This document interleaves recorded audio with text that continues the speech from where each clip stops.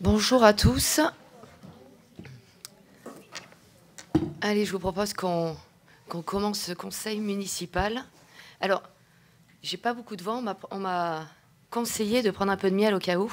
Je le garde à côté de moi. Le miel de Donzère, normalement, c'est plutôt bénéfique.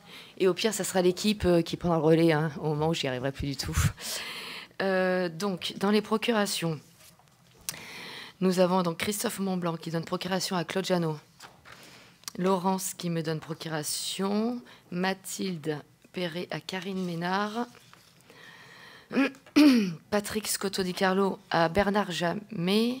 Et Sylvie Marquet à Éric Caroux. Avant qu'on commence, qu'on rentre dans le vif du sujet, est-ce que il y aurait un secrétaire de séance? Lucas, allez, tout le monde est OK pour que ça soit Lucas comme secrétaire de séance. Unanimité incroyable. Voilà, je vais vous faire passer ça. Et puis donc, vous avez dû prendre connaissance du procès verbal du dernier conseil, le 16 décembre. Est-ce que vous avez des questions sur ce procès verbal ou des commentaires? Pas. Donc, je vous propose de le soumettre au vote. Qui est contre? Qui s'abstient? Unanimité. Merci. Et donc, je vous propose que le premier point à l'ordre du jour, on commence plutôt par la délégation de services publics eau et assainissement, parce que donc on a notre cabinet, notre assistant à maîtrise d'ouvrage qui est venu nous présenter un petit peu nous faire la restitution de tout ce travail que l'on a eu depuis quelques mois sur cette mise en concurrence sur la DSP. Donc on va commencer par ce point-là et on continuera par le DOB juste après. Donc je laisse la parole à Anne-Sophie Dosque qui va nous faire la présentation du renouvellement de la DSP. Merci. Merci beaucoup. Donc, bonsoir à tous. Donc, je vais vous présenter un petit peu le rendu, comme le disait Madame le maire, de ces derniers mois de travail sur les délégations eau et assainissement. Donc, je vais vous rappeler rapidement les éléments de consultation et puis je vous présenterai un petit peu les critères, quels ont été les critères de choix et ce qui a été proposé au final par le candidat. Au niveau de la consultation, elle s'est déroulée de la façon suivante. Donc, vous avez approuvé en conseil municipal, il y a un an tout juste, le 21 février 2024, le choix donc, de délégation de services publics. Un avis d'appel public à concurrence a été publié le 11 juillet dernier. Les candidatures et les offres ont été remises avant la clôture du délai, qui était fixé au 13 septembre 2024 à 12 heures. Une seule entreprise a remis un dossier de candidature et une offre. Il s'agit de la société Veolia, Compagnie Générale des Eaux. Le contenu de la candidature a été jugé conforme aux attentes de la consultation et notamment aux exigences qui étaient sur le règlement de consultation. Donc, l'offre a été analysée. L'analyse d'offre a été présentée à la commission de délégation de services publics le 20 novembre dernier. Et la commission a recommandé à Madame le maire de négocier avec le candidat. Donc, les négociations se sont déroulées en plusieurs étapes. Il y a eu plusieurs séries de questions qui ont été posées aux candidats par courrier via la plateforme. Et on a également conduit une audition le 17 décembre 2024. Au niveau du contenu, il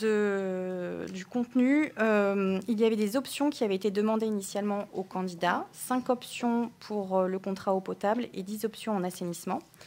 Après étude des différentes propositions et des coûts qui étaient associés à ces propositions, il a été décidé de conserver uniquement 4 options au total. Donc une pour l'eau potable qui est une option relative à la mise en place de la télérelève, et du coup qui implique le passage à 2 relèves au réel chaque année.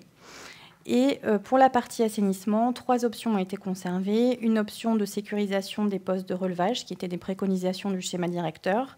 Une autre option sur la réalisation d'une enquête industrielle RSDE, également préconisation du schéma directeur. Et enfin, la dernière option, il avait été demandé au candidat de faire des propositions d'investissement innovants et le candidat a proposé un système de limitation des nuisances au niveau du poste de relèvement des louves. Le choix de ces options implique l'allongement de la durée du contrat qui passerait à 14 ans et 9 mois. Donc, au cours des négociations également, la collectivité souhaitait mettre en place des tranches de consommation pour favoriser les petits consommateurs.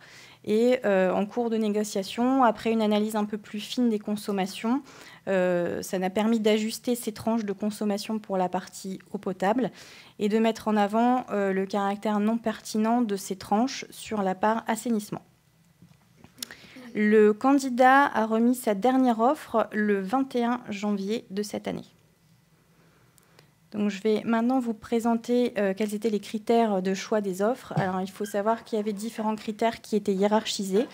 On tient tout d'abord compte de la valeur technique des offres, donc aussi bien pour l'eau potable que pour l'assainissement, en regardant notamment les moyens matériels qui sont mis à disposition, les moyens humains également qui sont affectés au service, la pertinence des engagements pour l'exploitation du service et pour assurer la continuité du service.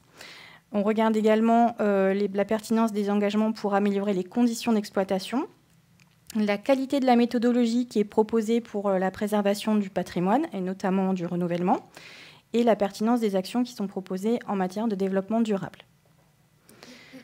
Le deuxième critère était l'aspect financier. Donc on s'est attaché à regarder les prix qui étaient proposés pour la gestion du service, mais également d'autres critères tels que les formules d'indexation des prix qui étaient proposées, la justification et le niveau du financement du renouvellement, la cohérence du compte d'exploitation prévisionnel, le montant de la garantie à la première demande et aussi le montant et la pertinence de la méthodologie de calcul des indemnités de rupture.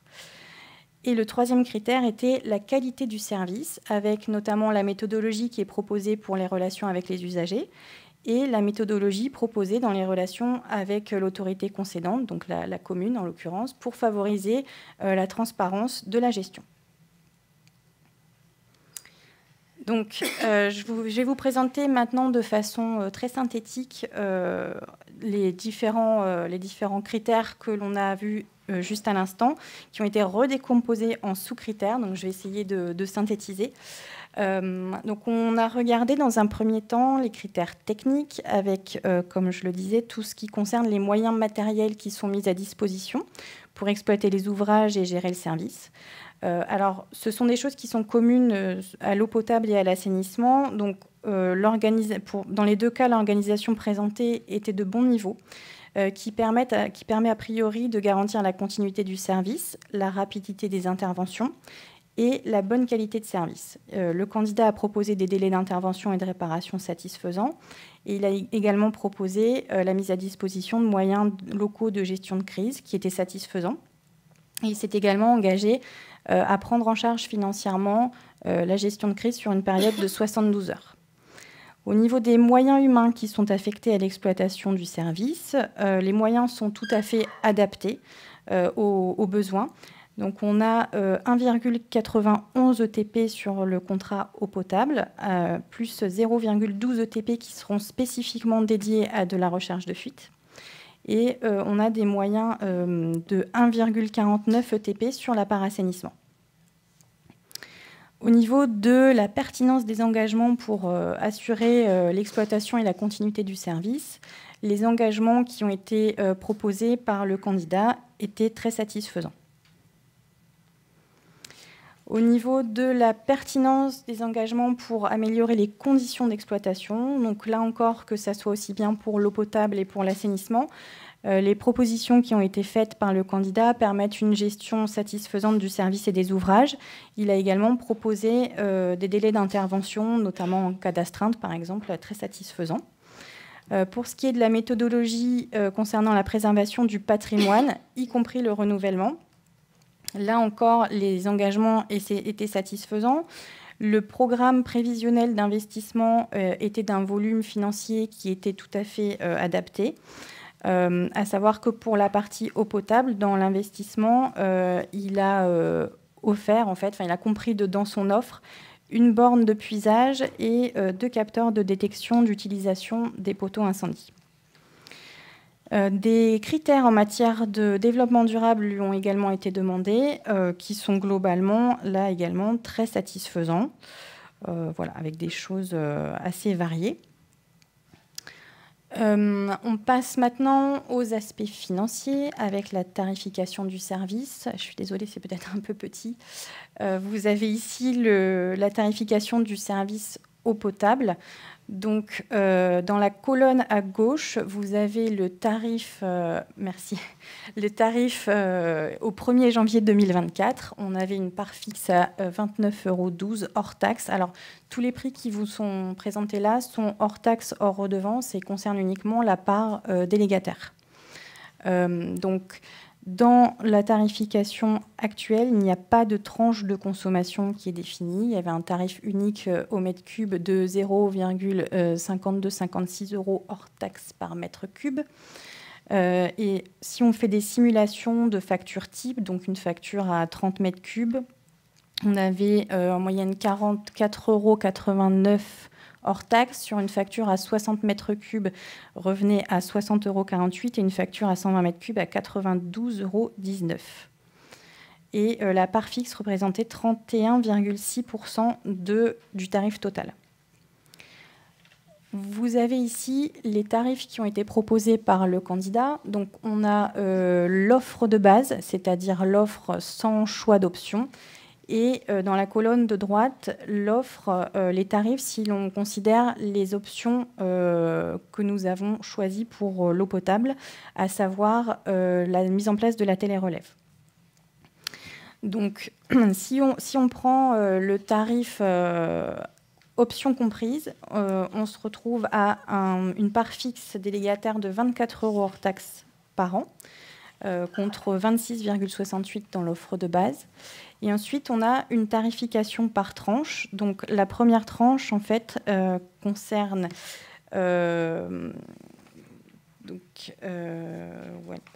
Donc, on est à 0,550 € hors taxe par mètre cube. La seconde tranche, 0,7840 € hors taxe par mètre cube. Et la dernière tranche à 1 € hors taxe par mètre cube. Alors, il y a juste... voilà, on est sur juste... j'ai oublié de le préciser, mais pour la tranche 1, voilà, on a redécoupé en différentes tranches.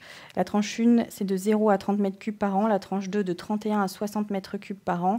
La tranche 3, de 61 à 120 mètres cubes par an. Et la tranche 4, c'est pour les consommateurs au-delà de 120 mètres cubes.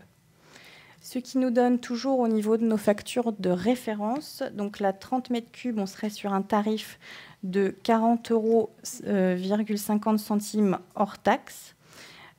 Pour la facture type 60 mètres cubes, on serait sur un tarif de 64,02 €. Et sur la facture type 120 mètres cubes, on serait sur un tarif à 124,02 € avec une part fixe qui représente 19,4% du tarif total. Donc ça, c'était pour la partie eau potable. Pour la partie assainissement collectif, même principe, vous avez dans un premier temps ici rappelé les tarifs au 1er janvier 2024, avec une part fixe qui est nulle, et puis une part variable qui est à 1,3409 € hors taxe par mètre cube, ce qui vous fait une facture type 30 mètres cubes à 40,23 € hors taxe, une facture 60 mètres cubes à 80,45 € hors taxe et une facture 120 mètres cubes à 160,91 € hors taxe. Vous avez à droite les éléments proposés par le candidat. Donc, même principe, la facture de l'offre de base sans option et la facture avec le choix des 3 options que j'ai cité tout à l'heure.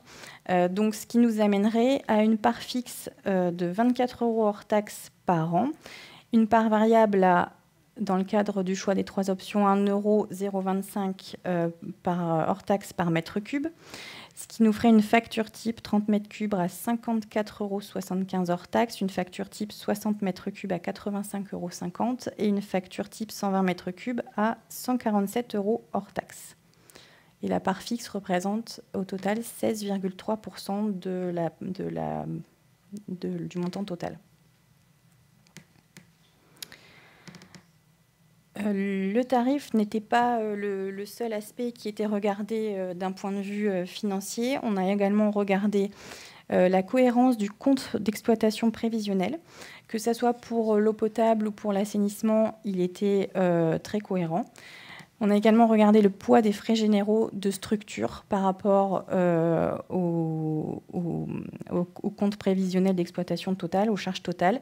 Donc, on constate que ce soit pour l'eau potable ou pour l'assainissement, les frais généraux représentent 6,4% des charges, ce qui est dans la moyenne. La marge prévue par le candidat, elle, est en eau potable de 4,2% et en assainissement de 4,9%, ce qui est également dans les normes, on va dire. Et pour cela, ils se sont basés, pour toutes ces hypothèses, ils se sont basés sur des hypothèses de nombre d'abonnés qui sont détaillées ici, donc 3078 pour l'eau potable et 2907 pour l'assainissement, avec un volume facturé le volume facturé de 140 165 mètres cubes. Nous avons également regardé dans les aspects financiers la pertinence des prix proposés pour la gestion du service. Donc, que ça soit on va commencer par l'eau potable. Le candidat propose des tarifs qui sont pertinents. Les tarifs qui sont proposés induisent une hausse de tarifs sur la facture 120 mètres cubes, qui est principalement due au rééquilibrage en fait, du contrat, parce que le contrat précédent était vraiment très, très avantageux. Et les tarifs proposés, par contre, induisent une baisse sur la facture 30 mètres cubes, ce qui favorise en fait, les petits consommateurs. Les prix qui sont proposés par le candidat au bordereau des prix unitaires sont tout à fait intéressants. En ce qui concerne l'assainissement, le candidat, là encore, propose des tarifs pertinents. Donc, on observe une hausse du tarif, notamment sur les petits consommateurs cette fois. Donc, on a une augmentation des factures type 30 et 60 mètres cubes. Là encore, l'augmentation peut s'expliquer par le fait d'une petite remise à niveau des tarifs, puisqu'il n'y avait par exemple pas de part fixe dans le contrat précédent. Le candidat propose des prix unitaires tout à fait intéressants également au bordereau des prix unitaires. La pertinence des formules d'indexation des prix a également été observée. Donc là, la formule qui est proposée par le candidat induit une évolution interannuelle qui est correcte, qui est assez proche de l'inflation usuelle hors période de crise pour l'eau potable. Pour ce qui est de la justification du niveau de financement du renouvellement, le volume programmé est tout à fait satisfaisant. Les comptes d'exploitation qui sont présentés sont cohérents avec l'offre technique qu'il a proposée. Le montant de la garantie à la première demande est également cohérent pour les deux services. Et les méthodologies qui sont proposées par le candidat pour le calcul des indemnités de rupture également. Et enfin, pour le dernier critère qui était la qualité du service, nous nous sommes attachés à regarder la qualité de la méthodologie pour la relation avec les usagers. Donc, que ce soit pour l'un ou pour l'autre des contrats, le candidat propose des modalités de relation avec les usagers tout à fait satisfaisants. Et pour ce qui est de sa méthodologie avec l'autorité concédante, c'est-à-dire la commune, il propose des modalités d'échange d'informations via différents outils. Ces modalités sont satisfaisantes et elles doivent permettre la mise en place d'une gestion transparente du service. On passe maintenant aux propositions du maire sur le choix du délégataire. Donc, globalement, ce que l'on peut dire de cette candidature, c'est que les prestations techniques sont très intéressantes, qu'elles sont adaptées surtout au contexte de la collectivité, avec notamment des moyens prévus qui sont cohérents pour l'exploitation du service, des modalités d'exploitation du service qui sont intéressantes et qui permettent surtout de garantir un bon entretien des installations. Et également, il propose des exercices de crise réguliers pour anticiper d'éventuelles problématiques. Les investissements, quant à eux, permettent vraiment d'améliorer les performances et le suivi des services. Au niveau de la qualité de service, eh bien, elle est de bon niveau, avec des dispositions qui sont pertinentes, aussi bien pour l'information des usagers que l'information de la collectivité, pour que tout se fasse en grande transparence. Et ça comprend notamment, par exemple, des réunions de suivi du contrat qui seront régulières. Concernant l'offre financière, elle est satisfaisante. Elle implique pour les usagers, donc, comme je disais tout à l'heure, pour l'eau potable, une augmentation par rapport au tarif 2024 sur la facture de 120 mètres cubes.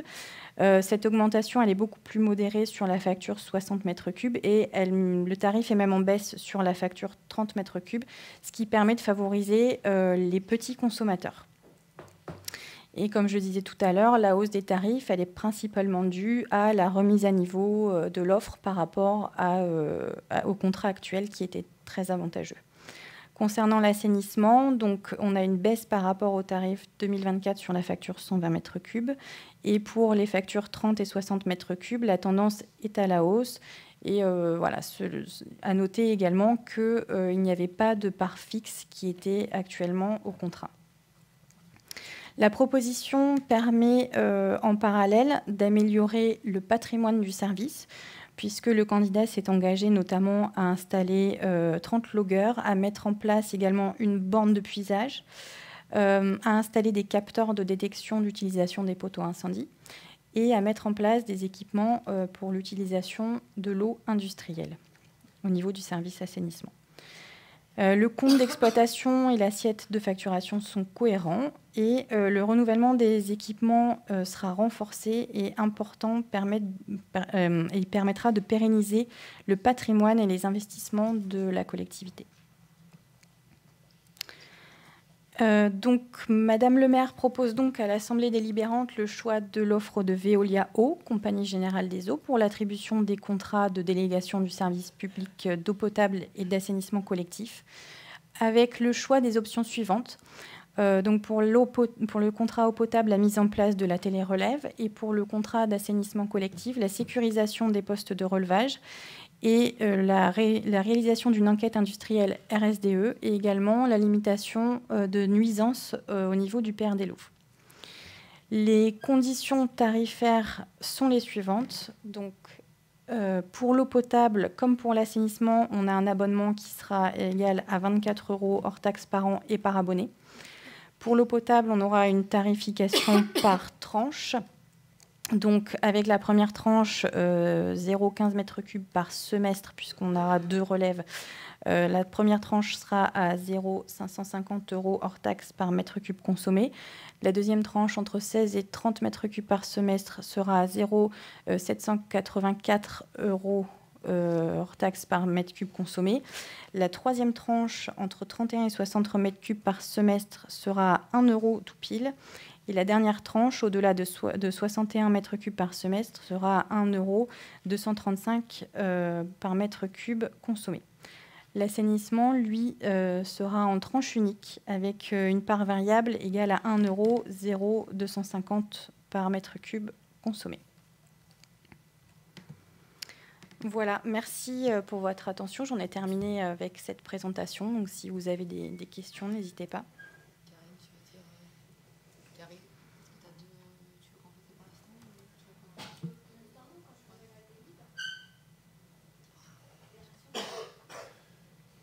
Est-ce que vous avez des questions? Bonsoir. Sans remettre en question, bien évidemment, votre présentation et votre travail, vous avez utilisé le mot pertinent. Pertinent à la fois sur l'analyse technique et l'analyse financière. Dans la mesure où il n'y a qu'une société qui a répondu à cet appel, donc comment on peut cibler cette pertinence? Est-ce que vous avez pris en compte, notamment, je pensais à d'autres éléments extérieurs à la commune, c'est-à-dire des communes d'une même strate qui pourraient avoir des réseaux similaires? Voilà. Est-ce que vous pouvez nous en dire plus sur ce terme, s'il vous plaît? Merci. Alors, concernant la pertinence, effectivement, on peut se poser la question. C'est légitime quand il n'y a qu'un candidat. Maintenant, au niveau... Enfin, voilà, on a quand même une certaine habitude des différentes propositions des candidats, comme vous le dites, au niveau d'autres communes qui sont assez similaires.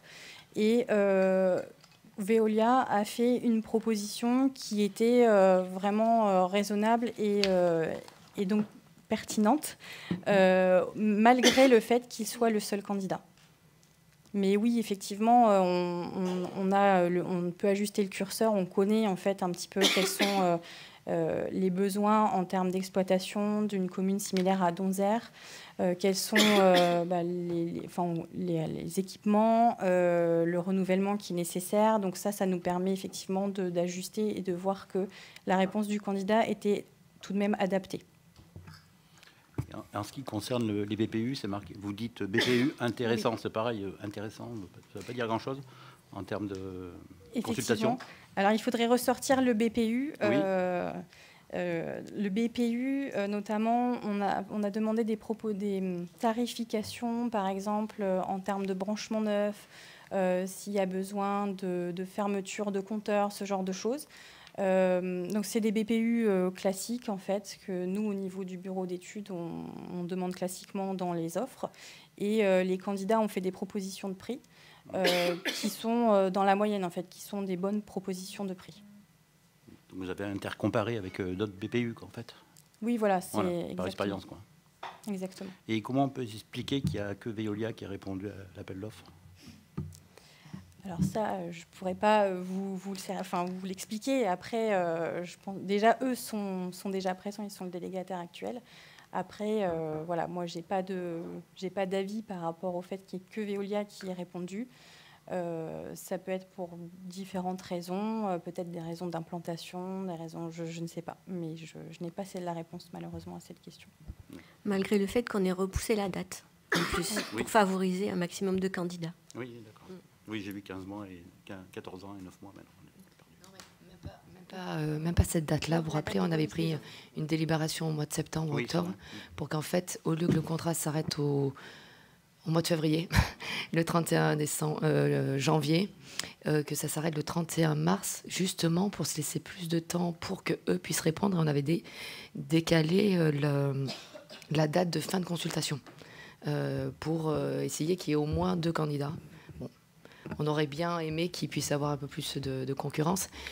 Ce qu'on se dit par contre, c'est qu'entre l'offre qu'ils ont déposée et les tarifs qui sont présentés là, il y a quand même une évolution. Donc même s'ils étaient seuls, on a quand même réussi à quand même pas trop mal négocier les tarifs. Par contre, sur le rapport de choix que vous nous avez envoyé, il n'est pas marqué les 14 ans. Moi, j'ai un truc, Veolia, faut de base 8 ans et 9 mois. Oui, parce qu'en fait, c'est la procédure, si vous voulez. En fait, quand on a plusieurs candidats, on compare toujours l'offre de base. Oui. Donc, on se base là-dessus. Et l'offre de base, effectivement, ne concernait pas les options. Donc, elle a été présentée sans options avec les différents tarifs, etc. Par contre, à la fin, il y a quand même les options qui sont présentées. Et du coup, le tarif avec option. Les deux sont présentés. Mais c'est vrai que dans la procédure, on se base toujours sur l'offre de base pour pouvoir comparer en fait, les choses. Parce que là, j'ai vu sur l'offre de base, il y a marqué une ligne facture 30 mètres cubes hors taxe par an au tarif au 1er janvier 2024, 44,89. Et sur la même ligne, il y a facture 120 mètres cubes hors taxe par an, 42,16 hors taxe. Alors... je ne sais pas si on peut remettre la diapo. Je ne sais pas si vous l'avez. Non, j'ai. Oui, parce que première colonne, c'est l'offre actuelle. La première colonne, c'est l'offre actuelle. C'est le document que vous nous avez envoyé là, il y a 15 jours. Oui. C'est le tarif au 1er janvier 2024, sur le contrat actuel. Oui, mais sur la même ligne, il est écrit facture 120 mètres cubes. Oui, parce qu'en fonction de temps. Parce qu'on a différentes tranches. Non, mais les tranches sont écrites en dessus. Je ne sais pas si vous l'avez. Oui, je l'ai dessous. Oui. Et facture 30 mètres cubes à 40,23 €, c'est ça? Et 60 mètres cubes, 80,45. Tarif au 1er janvier 2024. Enfin, on est sur l'eau ou sur l'assainissement? Moi, je suis sur l'eau, oui. Ah, pardon. Hop, je reviens sur l'eau. Le document je parle du document que vous nous avez envoyé. Oui, c'est le rapport de choix de nos... Le rapport de choix. PVF, c'est ça. Et là, il y a tarif au 1er janvier 2024. Oui. Et Veolia, offre de base, c'est ça, d'accord? Oui. Et ensuite, il y a facture 30 mètres cubes, et sur la même ligne, il y a facture 120 mètres cubes. C'est pas facture 30 mètres cubes. C'est quelle page? C'est la page. 25 la page. Oh, attendez, là. 12. Ah, 12. Parce que c'est l'offre de base. Il n'y a que du 120 mètres cubes dans la part fixe. Oui, parce qu'il n'y avait pas de tranche pour l'offre actuelle. C'est la nouvelle offre qui comprend des tranches. C'est pour ça qu'il n'y a qu'un seul tarif. Ce qu'on avait indiqué dans l'offre, c'est qu'on souhaitait que ça puisse être, on va dire, progressif pour que les petits consommateurs payent moins cher le mètre cube, etc. La première offre de Veolia ne tenait pas du tout en considération ça, et ils avaient fait des tarifs uniques, que tu consommes 30 mètres cubes ou 120 mètres cubes. Donc c'est pour ça que dans le premier tableau, tu n'as qu'une tranche, c'est ça? Et puis il y a une coquille qui sera corrigée. Bon. Effectivement, c'est pas la facture 120 mètres cubes, c'est bien la première ligne, c'est bien la facture 30 mètres cubes. Et la deuxième ligne, la facture 60 mètres cubes, et la troisième 120. Merci de la reconnaissance. Je la vois pas. Oui, qu'on suit quand même. Je dis on suit.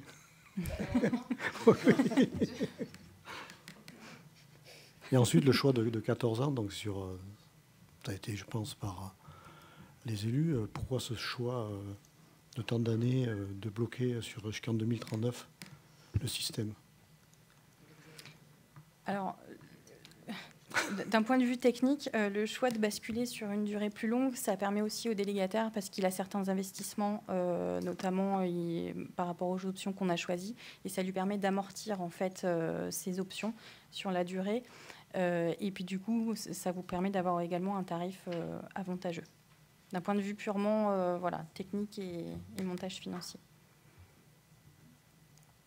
Que les contrats précédents étaient de combien d'années? 10. Oui, mais là, on a intégré certaines options qui étaient très intéressantes.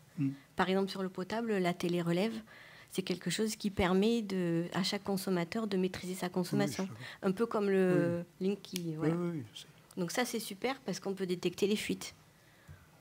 En plus, par exemple, moi, ça m'est arrivé de... Et la mise en place, ça fera quand? C'était dans la première année. Première année. Et puis il y avait d'autres problématiques qui étaient récurrentes. Je pense par exemple sur l'assainissement, sur le PR des Louves. Oui. Bon, ça permet que ça soit le délégataire qui nous apporte la solution, qui prenne en charge tous les travaux, etc. Sur des problématiques qui revenaient depuis plusieurs années aussi. Donc, et quand c'est lissé sur 15 ans, ça ne se voit pratiquement pas sur le coût. Donc ça fait partie de plus... Alors il y avait pas mal d'options. On ne les a pas toutes prises parce qu'il y en avait qui n'avaient pas d'intérêt financier. Il vaut mieux que ce soit la collectivité qui porte certains travaux. Par contre, ceux qu'on a pris et qui permettent de lisser effectivement sur 14 ans, ça permet d'avoir une amélioration du service, en sachant que en fonction de l'évolution aussi, s'il y a transfert de la compétence à l'intercommunalité, ça permet aussi de s'assurer du prix du délégataire pendant 14 ans. Et comme on sait que quand on prend des années, très souvent, ça ne va jamais à la réduction, mais plutôt l'inverse. Ça veut dire qu'on connaît nos tarifs d'aujourd'hui pendant les 14 années restantes. Donc les tarifs seront fixes pendant 14 ans. En tout cas, selon l'indice, mais oui. Avec la formule c'est ça, avec l'indice, comme aujourd'hui. Aujourd'hui, on avait un indice il y a une formule valorisation. Oui, mais comme ce qu'on avait dans l'ancien contrat. Mais au moins, on a notre base qui est calée aujourd'hui. Parce que le prix de l'eau va forcément avoir tendance à augmenter. Ça, c'est sûr. Avec, c'est surtout au niveau du traitement de l'eau potable avec les pesticides, les normes qui vont baisser, etc. Donc forcément, en ayant un contrat un peu plus long, c'est plus avantageux aussi pour nous. Est-ce que vous avez d'autres questions sur ces délibérations? Karine, tu as des choses à rajouter? Alors, je ne sais pas, est-ce que je décris dans la délibération, il y avait la description de toutes les charges du délégataire pour le lot 1 qui lui sont afférents et pour le lot 2. Alors, si on peut gagner du temps, je ne le fais pas, sinon je le lis. C'est comme vous voulez. Je pense que le rapport était assez précis. Assez précis. Ceci. Donc, je vous propose qu'on peut juste rajouter peut-être, c'est le tableau qui permet de comparer le prix en fonction du tarif actuel et puis la proposition finale avec la colonne avec les propositions de l'offre initiale, où on voit l'évolution pendant les négociations qui ont permis de faire baisser les prix, et de voir aussi qu'en pourcentage, l'augmentation entre le prix actuel et la proposition finale est assez faible, puisqu'on a des faibles pourcentages, et sur les 3 premières tranches, le prix augmente de moins d'1 euro par mois. Donc ça nous permet de constater qu'on a bien maîtrisé la négociation. Merci Karine. Donc je vous propose de passer au vote. Ouais. Et la moyenne de consommation sur la commune de Donzère par habitant est de combien? C'est plutôt la 2e et 3e tranche. C'est 60. Ouais, 60. Même 1 et 2 plutôt. 1 et 2.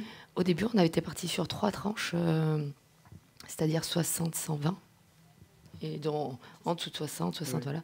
Et puis quand on a analysé nos consommations, on a quand même pas mal de gens qui sont à 30 et 60. 60, c'est vraiment la moyenne, on va dire. Ouais.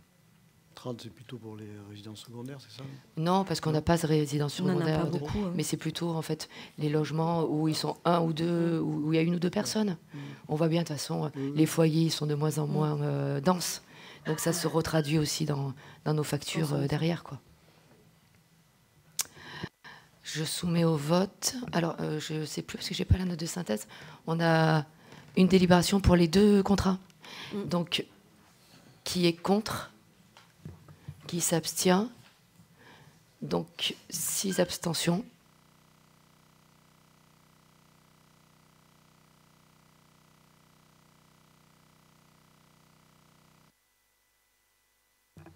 Majorité, merci. Et un grand merci d'être venu un vendredi soir pour nous faire cette présentation. C'était beaucoup plus clair que si ça avait été...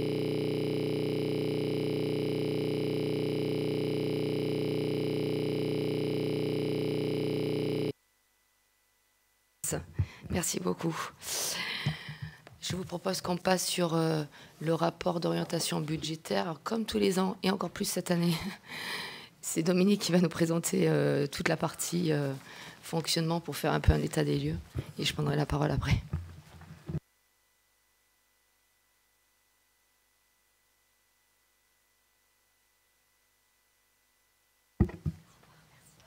Voilà, donc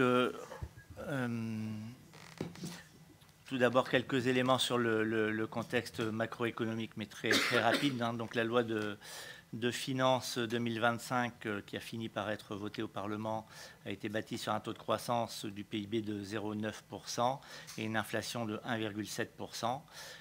Vous connaissez tous les tensions actuelles internationales, les relents inflationnistes persistants et les problèmes de politique monétaire qui créent un climat d'incertitude qui continue de peser sur la croissance.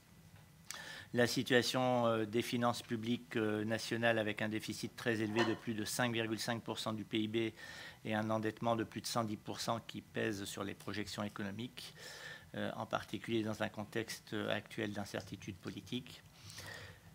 Une contribution des collectivités locales qui avait été envisagée dans un premier temps à 5 milliards d'euros et qui a été ramenée à 2,2 milliards dans la loi de finances finalement adoptée. Et parmi ces mesures, donc, il y a eu un nouveau dispositif, le DILICO, c'est le dispositif de lissage conjoncturel des recettes fiscales des collectivités territoriales, d'1 milliard d'euros au total sur communes, EPCI, départements et régions.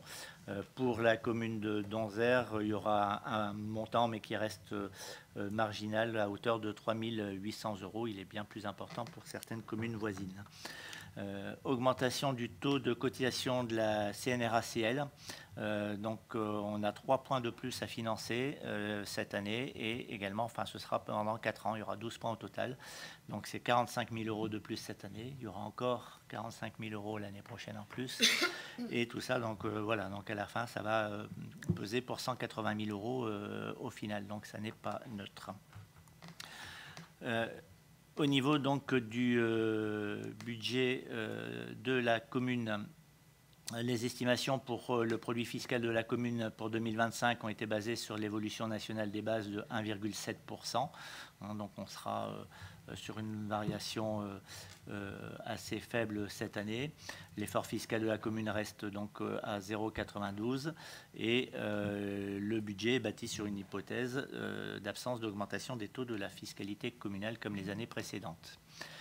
Au niveau des recettes de fonctionnement, donc au niveau DGF, on sera stable sur la dotation forfaitaire et sur la dotation de solidarité rurale. Alors sur le graphique, là, vous voyez une baisse entre 2023 et 2024. Mais en fait, c'était la compensation par salaire suite à la suppression de la taxe professionnelle en 1999. Donc ce montant qui était auparavant perçu par la commune est maintenant versé à la communauté de communes qui le reverse, mais sur un autre article et sur un autre chapitre. Donc ça baisse là, mais ça augmente ailleurs. Donc c'est neutre. On peut considérer que depuis 2023, on est à peu près neutre en termes de DGF. Le fonds de péréquation intercommunale, là pareil, on est parti sur une stabilité par rapport à 2024. On prévoit de remettre au même niveau que le prévisionnel 2024. Au niveau des recettes de fonctionnement, donc par rapport au réalisé 2024, on est à moins 2,14%. Dans les éléments, on est prudent notamment par rapport aux recettes attendues de Suez par rapport à la baisse des tonnages traités. Par contre, bon, la dynamique des bases de fiscalité permet quand même de compenser un petit peu la baisse globale. Donc on est en baisse de 2,14 par rapport au réalisé, mais par rapport au BP 2024, on a des prévisions en légère hausse. La structure des recettes de fonctionnement change peu par rapport à l'année dernière, hein, donc avec un poids qui reste conséquent pour la commune de 61,1% de la fiscalité dans les recettes, donc ce qui est quand même conséquent. Les dotations diverses constituent 24% et les produits des services 10%. Au niveau des dépenses de fonctionnement, charges de gestion, donc on a une augmentation qui est prévue en tenant compte d'une inflation générale à 1,7%. On aura une augmentation du coût de l'eau pour la commune puisque, comme vous l'avez vu dans la délibération précédente, avec les tranches de consommation, les gros consommateurs paieront l'eau un peu plus cher. Donc la commune fait partie des gros consommateurs. Donc il y aura un poids supplémentaire sur le budget eau de la commune. On a aussi, donc c'est ce qui justifie un écart assez important entre le budget prévisionnel et le compte administratif, une subvention d'équilibre qui est prévue vers le budget annexe production d'énergie renouvelable, mais qui est uniquement prévue et non réalisée. Donc ces 82 000 euros qui sont inscrits ne se retrouveront pas dans le compte administratif en fin d'année.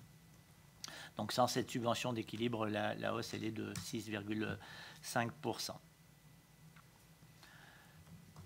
Au niveau des charges de personnel, donc on a les prévisions 2025 à 4 230 000 euros. Pour cette année, il est prévu de se mettre en conformité avec les règles comptables par rapport à la budgétisation de tous les emplois qui figurent au tableau des emplois et des effectifs. On a trois emplois qui sont non pourvus, mais qui sont au tableau des emplois, donc ils sont financés, ils sont inscrits au budget pour être conformes aux règles comptables, mais donc on ne les retrouvera pas au compte administratif, mais ça pèse pour 103 000 euros. L'augmentation des cotisations CNRACL, j'en parlais tout à l'heure, 45 000, mais on a aussi une augmentation de la cotisation solidarité autonomie pour 7 000 euros, donc globalement 52 000. Les avancements d'échelon pèseront pour 12 000 euros supplémentaires sur le budget 2025. Par contre, donc, vous voyez au niveau du compte administratif du réalisé 2022, 2023, 2024, c'est très, très stable, même en légère baisse en 2024 par rapport à 2023. Globalement, là, vous avez la répartition des dépenses réelles de fonctionnement entre les charges de gestion, les charges de personnel, l'atténuation des produits, charges financières et les autres dépenses, donc sur les différents exercices de BP à BP et de compte administratif à compte administratif. La répartition des dépenses, donc là aussi, classiquement, comme dans toutes les communes, ce sont les charges de personnel qui pèsent le plus, donc pour 52%. Ensuite, les charges à caractère général pour près de 29%, les autres charges de gestion à 10%. Donc les dépenses réelles de fonctionnement, on est à 8 128 000 euros, donc 1 341,05 euros par habitant sur la base du prévisionnel. Au niveau de l'endettement de la commune, donc on a un encours de dette qui a baissé de 1,2 million d'euros en 3 ans.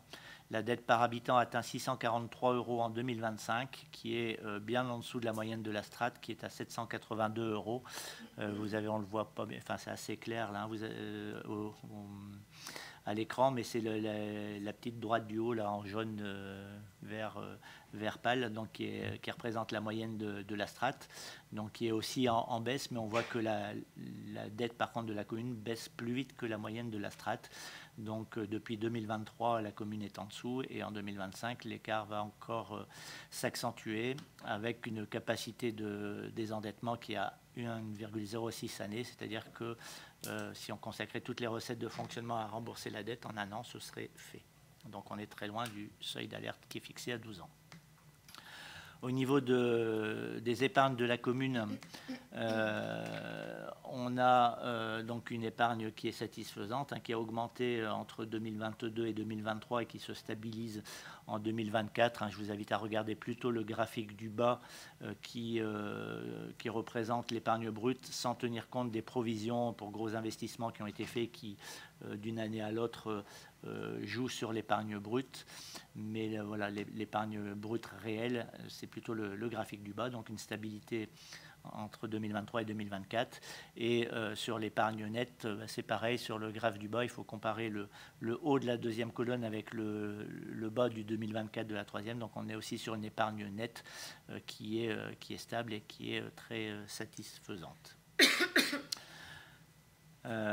Enfin, au niveau donc des investissements qui sont prévus dans le cadre de ces orientations budgétaires, 12% pour les dépenses liées à l'environnement pour 867 000 euros, 30% pour les dépenses liées à la sécurité et sûreté pour 2 160 000 euros, 3% pour l'attractivité du territoire, 194 000 euros, 17% pour le sport et la culture pour 1 166 000 euros, 33% pour l'enfance et la jeunesse pour 2 371 000 euros et enfin 368 000 euros, 5% pour les dépenses liées à la citoyenneté. Vous avez le détail des investissements de plus de 50 000 euros qui étaient dans le rapport. Au niveau des besoins de financement, donc on a les dépenses réelles donc, qui pèsent pour 93% des dépenses nouvelles. On a 6% pour le remboursement de la dette et 1% pour les amortissements de subventions. Et en termes de financement, on a le FCTVA qui finance 20%, la taxe d'aménagement 2%, les amortissements 16%, l'autofinancement représente 50%. Ensuite, on a le solde, l'emprunt, il n'y en a pas, et on a le solde de l'année N-1 qui est à 10%.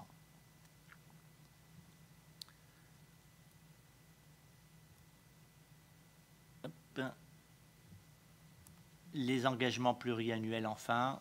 Donc, depuis l'année dernière, la commune a mis en œuvre les autorisations de programme crédit de paiement, ce qu'on appelle les APCP, donc qui permettent de visualiser les engagements pluriannuels. Donc il y avait eu une première autorisation de programme qui avait été votée pour le centre de loisirs. Donc tous les ans, toutes ces autorisations de programme et crédits de paiement, il y a besoin de les réajuster en fonction de l'avancée. Donc là, notamment, il y a eu les attributions de marché. Donc l'autorisation de programme au global va passer à 2 760 000 euros avec un ajustement de crédit. L'essentiel pour 2 280 000 euros étant sur le budget 2025. Donc vous avez la partie qui a déjà été payée sur 2024 et un petit reliquat qui est prévu en 2026 par rapport à la fin de chantier qui est prévue en fin d'année. Deux nouvelles autorisations de programme seront proposées avec le budget 2025. Concernant la première, le port de plaisance pour 2 millions d'euros, avec une première partie des crédits en 2025 pour 140 000 euros par rapport aux missions la mission de maîtrise d'œuvre qui est en cours. Et ensuite, l'inscription des travaux sur 2026 et 2027. et une deuxième autorisation de programme qui sera proposée pour la construction du nouveau centre culturel à hauteur de 3 800 000 euros, avec 45 000 euros de crédit de paiement en 2025. Il est prévu, si tout se passe bien, de pouvoir mener le jury de concours pour la construction du nouveau bâtiment en fin d'année. Et donc 45 000 euros, ce seront les indemnités pour les candidats dans le cadre du jury de concours. Et donc un début des travaux en 2026 et chantier prévu donc sur 2 ans, 2026-2027, donc avec les crédits qui se couvrent sur les 2 années. Au niveau des budgets annexes sur l'eau potable, donc on a des charges, des recettes d'exploitation autour de 75 000 euros et des dépenses de fonctionnement autour de 35 000 euros.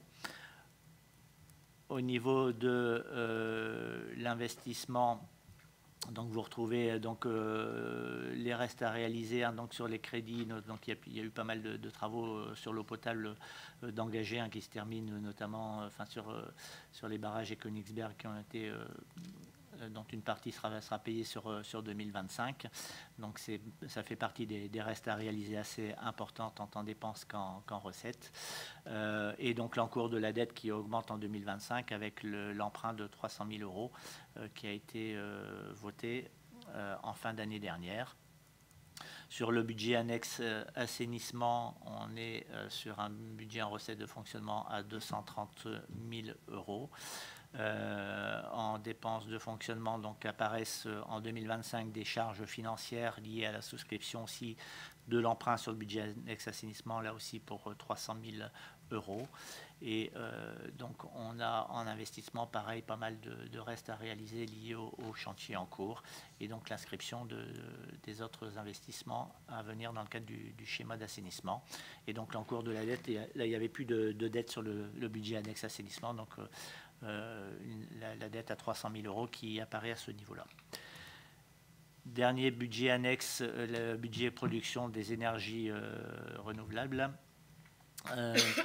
Donc c'est un budget donc, qui s'équilibre avec une subvention exceptionnelle du budget principal que l'on écrit pour l'équilibre comptable mais qu'on ne réalise pas, en fait, puisque ce budget il est forcément déficitaire puisqu'il y a eu un gros investissement au départ et le temps de faire le retour sur investissement, on inscrit une subvention d'équilibre qu'on ne réalise pas jusqu'à ce que les recettes couvrent l'investissement, et une fois que les recettes auront couvert l'investissement, le budget annexe viendra abonder en recettes avec ses excédents le budget principal. Donc là, vous voyez apparaître la première recette d'exploitation en 2024 pour 11 431 euros. Donc c'est le montant des ventes d'électricité sur l'année 2024. Qui était conforme aux prévisions, un tout petit peu en dessous des prévisions par rapport à l'ensoleillement qui a été aussi un peu inférieur à la moyenne, enfin au normal, comme on dit à la météo, en 2024. Et donc le budget d'investissement qui prévoit donc en dépenses la réalisation de la couverture photovoltaïque du centre de loisirs, mais qui, lui, comprendra une forte part d'autoconsommation et uniquement la revente du surplus. Donc, pareil, vous voyez là donc l'inscription d'un emprunt de 110 000 euros, mais c'est un emprunt d'équilibre qui ne sera pas souscrit. C'est pareil, c'est la trésorerie du budget principal qui assure l'équilibre du budget le temps du retour sur investissement.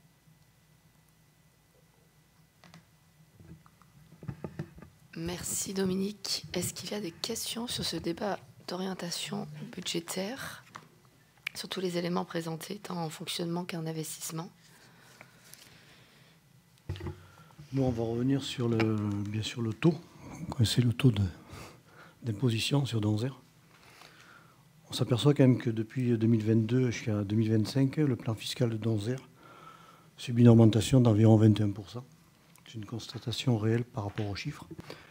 Donc sur la fiscalité directe, nous allons encore subir cette année une augmentation de 1,7% sur le taux. Bon, vous allez nous dire que c'est l'augmentation de l'État. Tout à fait logique. Et on s'est rendu compte quand même que lors du projet de la commune nouvelle, les Granges Gontard d'Onzère, le taux des granges est à 24,01 et à Donzère, on est à 29,92. Donc c'est vrai que depuis qu'on demande cette diminution, peut-être on serait arrivé au niveau des granges Gontard.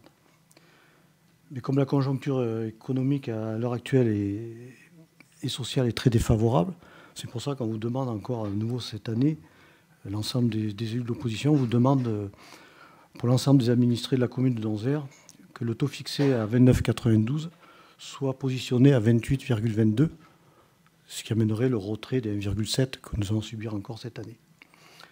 Dans la loi de finances 2025, Donzère a été cité dans le dispositif de lissage conjoncturel appelé d'IDECO, que vous avez parlé tout à l'heure, pour apporter cette contribution. Vous l'avez fixé à 3 800 €. Est-ce que le chiffre réel officiel?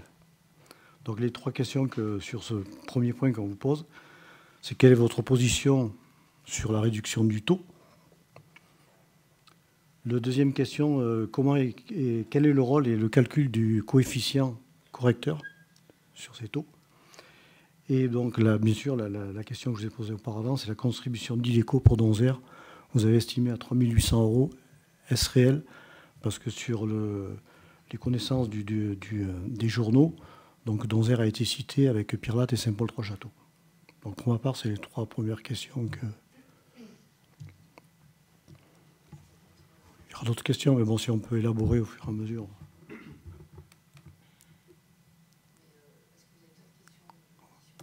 Oui, d'accord. Ok. J'ai une question sur le rapport en page 15. C'est sur les charges de...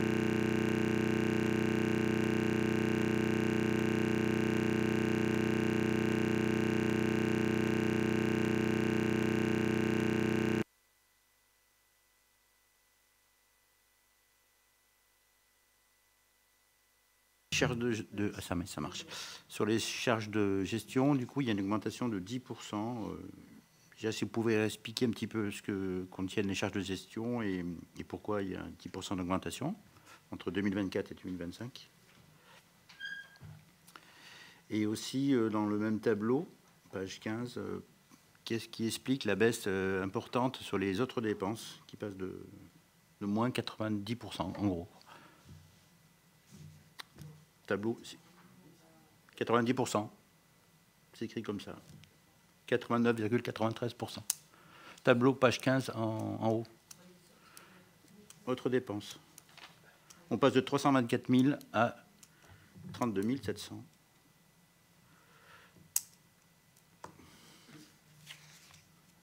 Ah oui, d'autres questions, oui. Après, c'est sur le tableau, enfin les pages 19. Dans le domaine citoyenneté, j'avais une question sur les photocopieurs. Vous notez que vous allez acheter remplacer les parcs de photocopieurs. Pourquoi vous ne passez pas en location? Ça me paraît énorme, 60 000 €. Il faudrait savoir combien de photocopieurs et pourquoi vous ne passez pas en location avec un...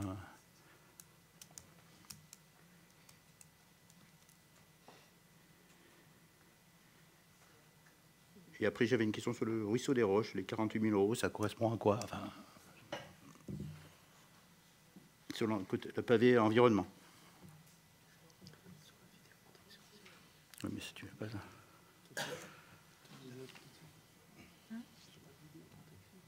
Oui, puis on avait un pavé qui représente la vidéoprotection, les 60 000 €, combien de vidéos, est-ce que vous avez prévu en achat? Merci. Alors, je vais faire... vous aurez toutes vos réponses, mais dans l'ordre sur les différentes dépenses.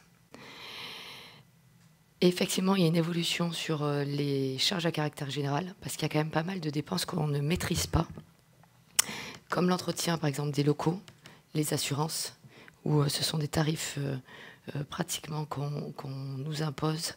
Vous savez qu'il y a quand même pas mal de collectivités qui n'arrivent même plus à s'assurer. Il y a des communes à côté de chez nous qui ne s'assurent plus. Donc, effectivement, les surcoûts sont importants, mais on arrive encore à être assuré. Et puis, il y a d'autres choses qu'on a pris par prudence. On est plutôt parti sur le principe d'avoir des recettes de fonctionnement qu'on estime de façon assez prudente. Vous avez vu, on est parti sur les mêmes recettes de fonctionnement que 2024 au BP 2024 et non pas le CA.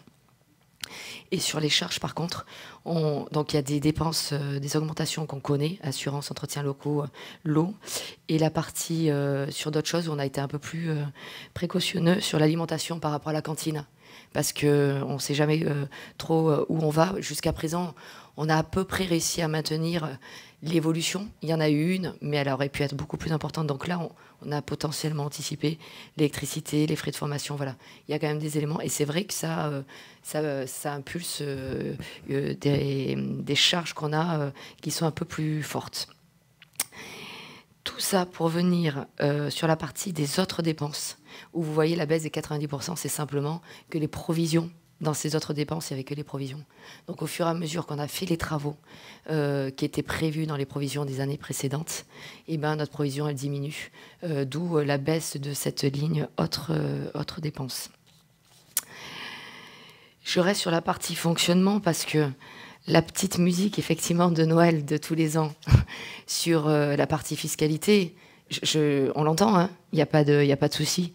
Après Noël, tu vois bien, et l'évolution qu'on vient d'échanger avec Monsieur Jamet sur les charges à caractère général sur lesquelles on n'a pas de mainmise, la partie d'illico, ce que tu disais, donc la contribution au déficit de l'État, qui est quand même calculée de façon... Bon, on connaît les principes, mais après les répartitions, etc., on se demande un peu comment c'est calculé. En tout cas, aujourd'hui, la somme qu'on a mise, c'est celle qu'on connaît, mais on n'a pas eu de document officiel. C'est l'AMF qui nous a transmis ça. Mais ça nous permet d'avoir une ordre de grandeur. Moi, quand les premières simulations, c'était dans les 5 000 euros. Là, l'AMF nous a dit 2 jours après 3 000 et quelques. Bon, ça va rester sur des ordres de grandeur celle-ci. Par contre, on ne sait pas comment les choses vont évoluer. Et je le redis, on ne va pas baisser les taux aujourd'hui pour potentiellement les augmenter demain. Et je ne parle même pas des taux. Parce que je vous rappelle que depuis 2020, on n'a pas augmenté une seule fois les taux, alors que pendant 25 ans, tous les ans, il y avait les bases, l'évolution des bases fixées par l'État, plus l'évolution du taux qui était voté par la majorité dans laquelle nous étions Noël. Donc, et là-dessus, ça t'a jamais dérangé que l'on vote les taux, qu'on fasse évoluer les taux d'imposition. Nous, on s'est gardé comme angle d'attaque de ne pas faire évoluer nos taux d'imposition. C'est ce qu'on tient depuis 2020. Et je le rappelle, parce qu'il faut quand même le dire, vu que tu vas sur ce débat-là, les seules personnes autour de la table qui ont voté des taux qui n'étaient pas nécessaires en début de mandat à l'intercommunalité, c'est les membres qui représentent votre opposition au sein de la communauté de communes. Et le rapport de la Cour des comptes qui va sortir dans 6 mois, on verra ce qu'ils disent là-dessus.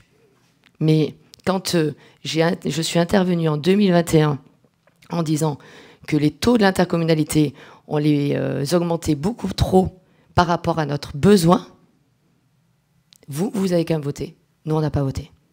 Donc, moi, les arguments politiques, je les entends. Après, il y a les arguments de gestion. Et donc, on va... Je t'ai laissé poser des questions, laisse-moi juste terminer, oui, bon, s'il te plaît. C'est un débat monologue. Ben non, tu as posé tes questions, je peux répondre. Je peux répondre ou pas? Chaque fois, donc, vous dites l'opposition, en 2021, a voté contre. Ah ben bien sûr. Vous êtes abstenu, vous?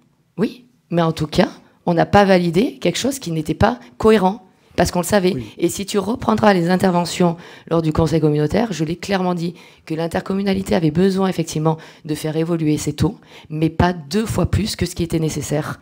Et c'est ce qu'on a fait, et c'est ce que la Cour des comptes va constater. Alors je ne vais pas anticiper, hein, parce que je ne suis pas magistrat à la Cour des comptes, loin de là. Mais vous verrez ce qui sera dit. Et on en rediscutera encore une fois.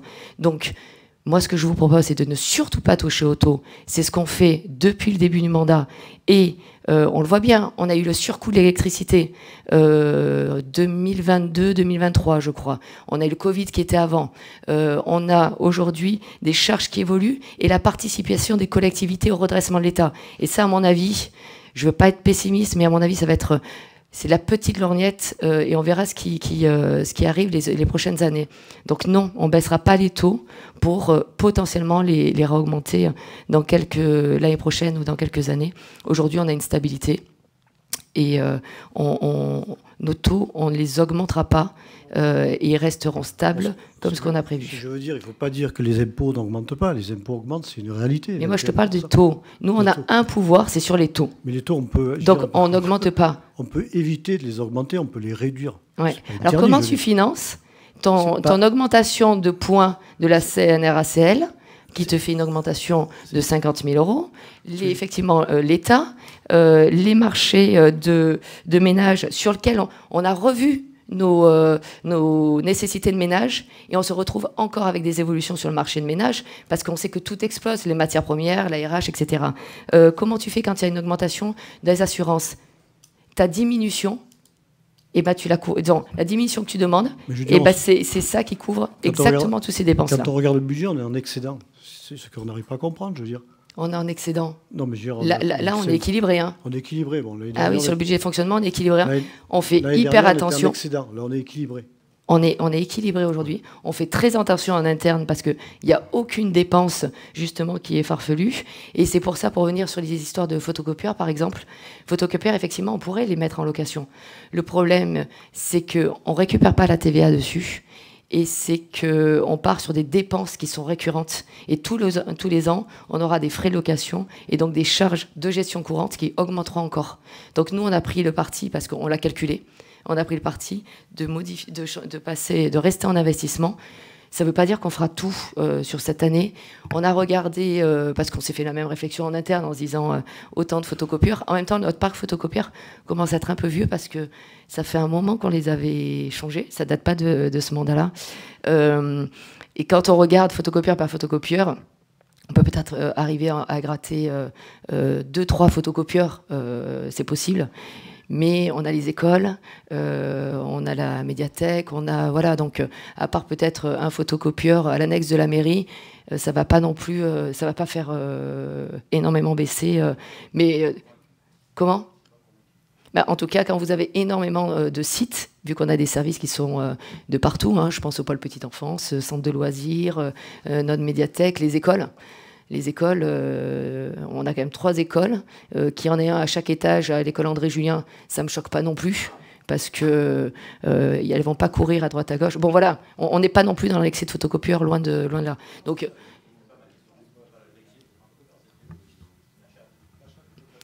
l'achat, vous avez la part de la TVA, qui n'est pas neutre, donc c'est 16% sur un coût complet. Donc sur 60 000, et ça veut dire que vous alourdissez la partie de fonctionnement, que ça, vous ne pouvez pas équilibrer par l'emprunt, vous l'équilibrez par votre fiscalité. Voilà. Oui, on a le contrat de maintenance jaune. Mais quand on fait le calcul, alors en plus là-dessus, je peux laisser Dominique parce qu'il adore faire ses calculs par rapport à ça, en termes de gestionnaire. Mais c'est... Vous avez 2-3 éléments. Non, mais je pense qu'il a des trucs en tête. Enfin, on pourra vous la donner une fois que le marché sera attribué et que les photocopieurs auront été achetés. Mais il y a effectivement, il y a une grosse différence entre une commune, une collectivité et une entreprise privée par rapport à la récupération de la TVA. Parce que l'entreprise privée, elle, que ce soit du fonctionnement ou l'investissement, elle récupère la TVA. La commune ne récupère la TVA que sur l'investissement. Donc, sans compter même les frais financiers, parce que quand on loue un photocopieur, ça veut dire que c'est quelqu'un d'autre qui l'achète à la place et il nous le préfinance. Donc, il y a des frais en plus qui peuvent aller, dans le meilleur des cas, autour de 4%, plus souvent autour de 7%. Et vous avez 20% de TVA que vous ne récupérez pas. Donc, avant même les frais financiers, il y a de toute façon ce coût-là. Quand vous achetez en plus les photocopieurs, et on l'a fait pour quelques-uns qui ont été achetés, les contrats de location, généralement, ils sont sur 5 ans. Et en fait, quand vous les achetez, vous arrivez quelquefois à gratter 1 an, voire 2 ans en plus. Donc, sur lequel vous l'amortissez en fait sur un peu plus. Donc, c'est un élément supplémentaire. Et pour vous donner un contre-exemple de location qui a coûté très cher à la commune, alors même s'ils sont un peu défaillants, c'est les micros. Ça a coûté 30 000 euros pendant 6 ans, 180 000 euros. Voilà. Donc, photocopieur ou en achat ou en location, on donnera les chiffres précis. Sur la partie plus investissement, sur la partie Ruisseau des Roches, on est toute la reprise en fait du Ruisseau des Roches, mais après le passage du pont de la voie ferrée. Donc là, il y a tout ce travail à reprendre. C'est une estimation faite par les services, il n'y a pas de marché pour l'instant. Et je ne sais plus s'ils faisaient en interne ou par... voilà. Donc si on arrive à faire à moins, mais ça nous permet d'avoir une enveloppe parce qu'il y a quand même un petit peu de boulot là-dessus. Et sur la partie vidéoprotection, donc on était sur 3 caméras, comme ce qu'on s'était engagé en fait dans le plan sécurité, 3 caméras mobiles, et après on avait pas mal de caméras par rapport aux bâtiments communaux. J'ai plus le nombre exact, mais voilà, c'était le premier jet, c'était celui-ci sur la partie caméra, où on a eu l'accord de la CNIL. Donc on attend l'arrêté officiel pour déposer dans le cadre du FIPD la demande de subvention là-dessus. Est-ce qu'il y a d'autres questions? Je n'ai pas répondu au coefficient correcteur. Tu parles de quel coefficient correcteur? Celui de la taxe foncière? Oui. Alors ça, c'est le coefficient correcteur classique. Ça date de l'époque où ils nous ont transféré la partie foncière du département. Donc c'est pas nous qui le maîtrisons, cette partie-là. Elle a toujours été fixée. Je crois, si je dis pas de bêtises. Ouais. Et sur la partie des taux, je reviens juste, mais vous l'avez certainement lu, on est à 0,92. L'effort fiscal est à 0,92. Donc ça veut dire qu'on impacte moins nos administrés que les mêmes communes de notre strate. Voilà, et ça, il faut l'avoir aussi en tête. Donc, notre dynamique économique permet effectivement de ne pas solliciter nos administrés, nos habitants, ceux qui sont propriétaires sur la fiscalité. Nous, on s'était aperçu aussi que sur les carburants et combustibles, il y a une forte augmentation. Je crois, si je ne dis pas de bêtises, c'est qu'en fait, c'est pas régulier par an. J'ai plus le tableau là, mais si on regarde une année sur l'autre, ça varie quand même beaucoup. Ouais. Donc, il faut plutôt partir sur la moyenne, parce que tu vois, 2022 on était à 60 000, 2023 51, 2024 54, et là on est parti à 60 000. Voilà, l'idée c'est d'arriver à rester dans ces 54 000 euros, 55. Voilà, c'est pas non plus. C'est une forte augmentation parce qu'on passe de 54 à 60, j'imagine. Non, pour 2024, 2025. Oui, c'est ça. Mais comment? Oui, et on met tous les ans 60 000 euros. Voilà. Mais l'idée, c'est de toujours être raisonnable sur là-dessus. Ensuite, on a vu aussi une forte augmentation sur la rémunération des non-titulaires. Vous en avez parlé tout à l'heure. Ouais.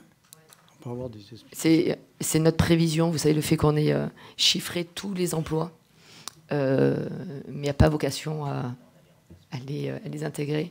Oui. Et ces emplois-là, et on a énormément de remplacements, surtout sur la partie ATSEM en particulier, où on a des arrêts maladie parce que nous avons nos ATSEM qui vieillissent un peu. Donc voilà, c'est aussi des éléments sur lesquels on est plus sur du non-titulaire que sur du titulaire là-dessus. D'autres questions? Oui. Je vous ai écouté digresser sur la CCDSP, comme à chaque fois, on va dire. On est dans un débat d'orientation budgétaire communale, on n'est pas ici dans un conseil communautaire ou dans un exécutif ou une conférence des maires. Qu'en 2021, il y ait eu une augmentation de l'imposition, soit le président l'a proposé, la commission des finances y a réfléchi, et ainsi de suite, et il y a eu un vote. Bon. Si on avait une CCDSP qui fonctionnait à minima avec des prises de compétences, on serait bien content d'avoir une trésorerie générale qui soit conséquente. C'est ce que va mettre en exergue la Cour des comptes. Donc, soit on a un discours honnête et clair vis-à-vis de la CCDSP, soit on n'en a pas. Moi, je n'ai pas l'impression, là, chaque fois qu'on revient sur cette problématique avec des enjeux qui sont complètement différents, notamment la compétence économique, l'aménagement des territoires, tu es bien placé pour le savoir. On n'est pas obligé à chaque fois de revenir là-dessus. La dernière année de mandat va nous donner certains chiffres. On rappelle quand même qu'à l'interne, à la CCDSP, au mieux, on aura une maîtrise des coûts du traitement et de la collecte des déchets. À minima, une maîtrise des coûts, mais on n'en est pas sûr encore. Donc, on sera bien content quand même d'avoir une trésorerie générale qui puisse nous permettre même si on fonctionne à minima, de fonctionner. Voilà, c'était juste une remarque, mais pour moi, il est inutile de revenir sur ce débat. Alors, comme nous ne sommes pas sur effectivement le DOP de la communauté de communes, la partie déchets sera vue là-bas. Mais ce que je te propose, Eric, c'est que lors du débat d'orientation budgétaire de la Comcom, tu leur proposes de baisser les taux par rapport à ce qui est nécessaire. Parce que tu sais très bien que le transfert de compétences, si tu as compris comment ça fonctionnait, c'était l'histoire des attributions de compensation, etc. C'est pas la soute et toute la trésorerie qu'il y a qui sera l'élément qui permettra ou pas de faire le transfert de compétences. C'est pas comme ça que ça fonctionne. Mais on peut se rejoindre donc je t'invite à proposer, parce que s'il y a bien un endroit où il y a des taux à baisser, c'est plus à l'interco qu'au niveau de la commune. Ah ben, voilà. Complètement, actuellement, oui. Voilà, j'ai pas l'impression que tu aies fait cette proposition jusqu'à présent. Bah, actuellement, je fais la proposition dans la mesure où je ne siège pas à la conférence des maires, et tu le sais très bien, et qu'en exécutif, on fait certaines choses et on essaie de travailler. Oui, bien sûr. Mais quand on veut faire des propositions, n'importe quelle instance est possible, et encore plus un conseil communautaire. Bon, donc on va clore ce sujet-là. En tout cas...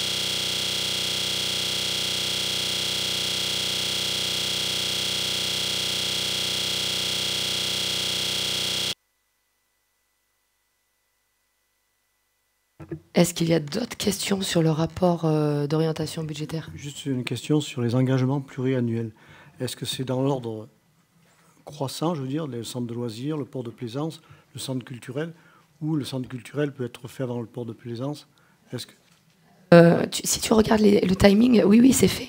Le centre de loisirs, c'est bon. Le centre de loisirs, il est lancé. Ouais. Donc tu as tes crédits qui sont sur 2025 à la majorité.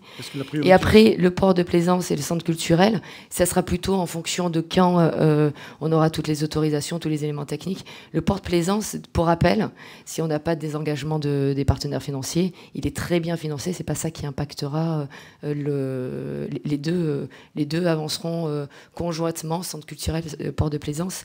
Il n'y en aura pas un des deux qui impactera la réalisation de l'autre, quoi. Voilà. Mais ça, c'est les études de cette année qui vont nous préciser tous ces éléments pour 2026. On voit quand même que sur 2026, il va y avoir presque 5,8 millions d'investissements.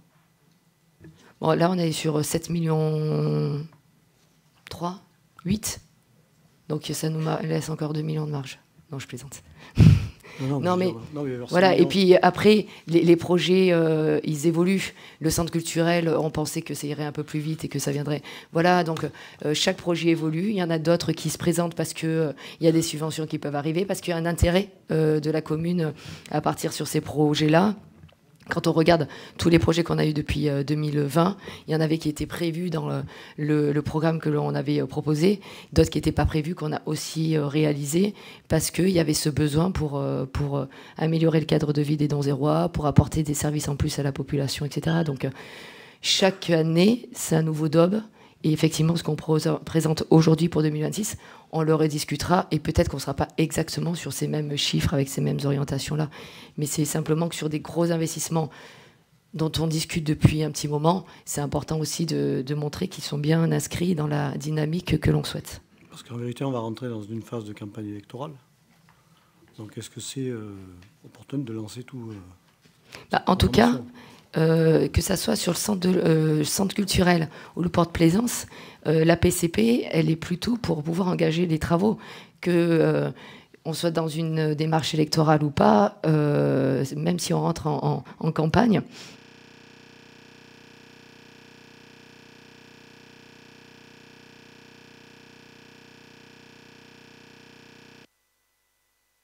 C'est déconnecté. La prochaine équipe qui voudra avoir d'autres orientations, elle reviendra sur ses autorisations de programme et puis elle fera ce qu'elle souhaite aussi.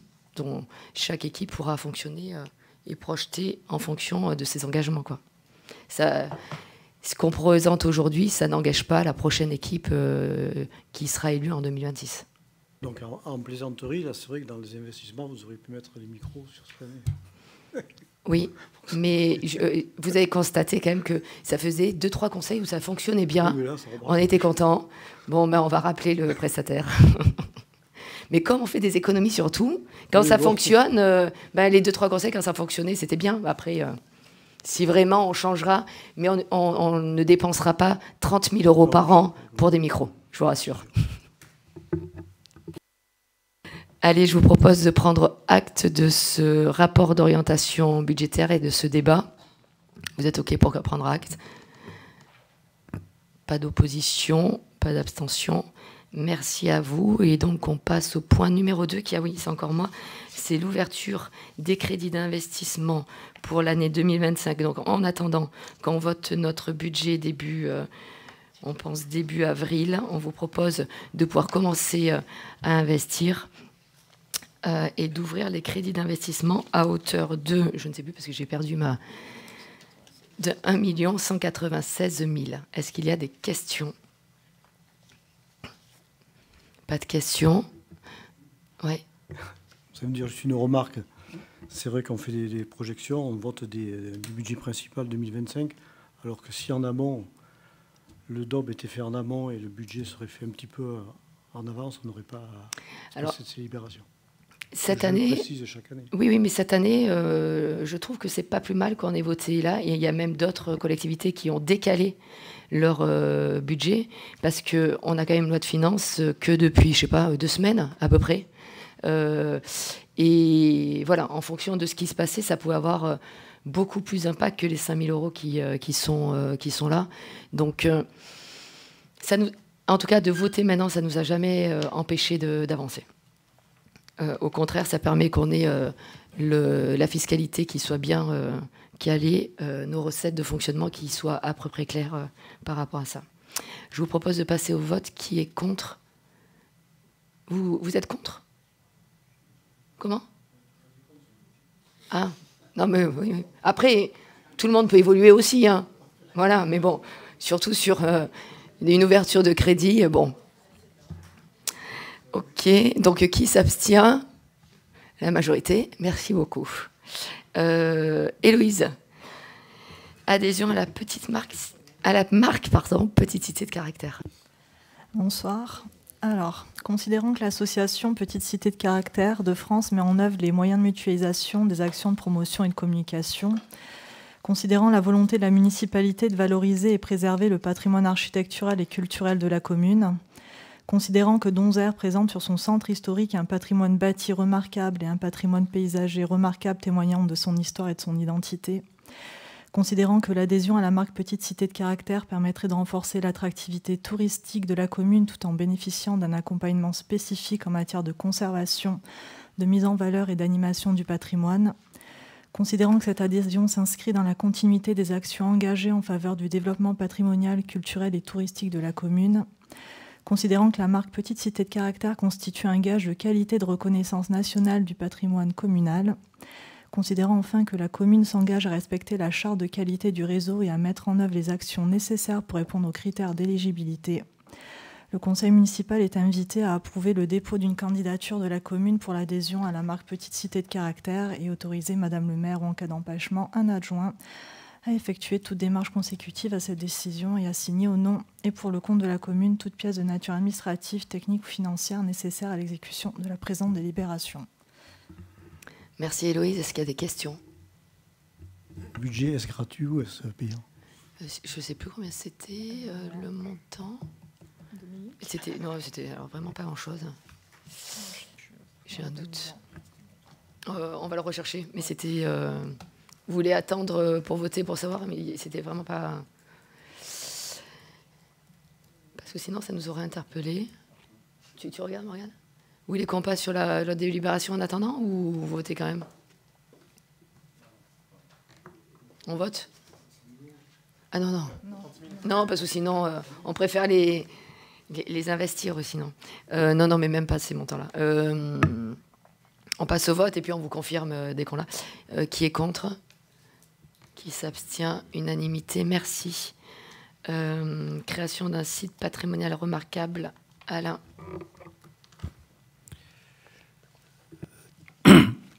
Pardon.